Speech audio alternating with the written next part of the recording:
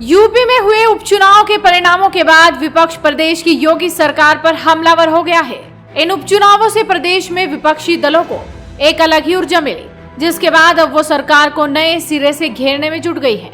खतौली में राष्ट्रीय लोकदल के प्रत्याशी की जीत के बाद आरएलडी के प्रमुख जयंत चौधरी ने किसानों को लेकर बड़ा हमला बोला है। आपको बता दें कि यूपी की 3 सीटों पर उपचुनाव हुए थे, जिसमें खतौली, रामपुर और मैनपुरी थे। इनमें एक सीट पर बीजेपी ने जीत दर्ज की और बाकी दोनों सीटों पर समाजवादी पार्टी का सिक्का चल गया।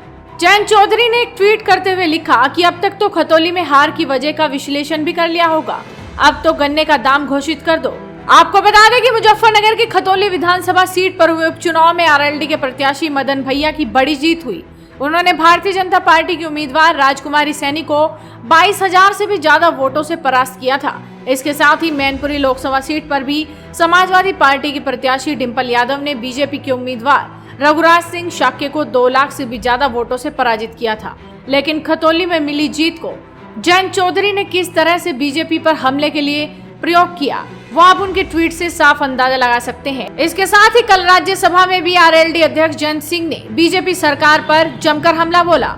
उन्होंने कहा कि भाजपा सरकार लखीमपुर खीरी के 4 किसान परिवारों को नौकरी तक नहीं दे पाई, घायलों को अब तक मुआवजा नहीं मिला, ये सरकार की विफलता है। बहुत भारी मन से और मजबूरी में इस विषय को यहाँ सदन में रख रहा हूँ। मैं जिक्र कर रहा हूँ 3 अक्टूबर 2021 का, जहाँ उत्तर प्रदेश के लखीमपुर में तिकनिया में आंदोलनकारियों पे पीछे से एक गाड़ी आती है और उन्हें रौंद के चली जाती है। ये ऐसी घटना है जिसे लखीमपुर नरसंहार से के नाम से पूरे देश में जिसकी चर्चा बनी और देश के किसानों को इस घटना ने झकझोर करके रख दिया। गौर करने की बात यह है कि 1 दिसंबर 2022 अभी जो शीतकालीन सत्र विधानसभा में चला है, हमारे ही दल के विधानमंडल नेता विधायक श्री राजपाल बालियान जी ने, सेट का सब्जेक्ट नहीं है, मुझे कंप्लीट करने दीजिए। उन्होंने मांग रखी, उन्होंने एक प्रश्न पूछा, मुख्यमंत्री जी से, उन्होंने मुख्यमंत्री जी से सवाल पूछा।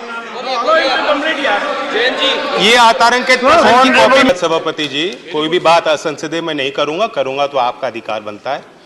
अतारांकित प्रश्न मुख्यमंत्री जी से पूछा गया और ये पूछा गया कि क्या जो घायल किसान हैं उनको सरकार की तरफ से कोई सरकारी मुआवजा मिला है, क्या जो मृतक किसान थे इस घटना में उनके परिजनों को कोई सरकारी नौकरी दी गई।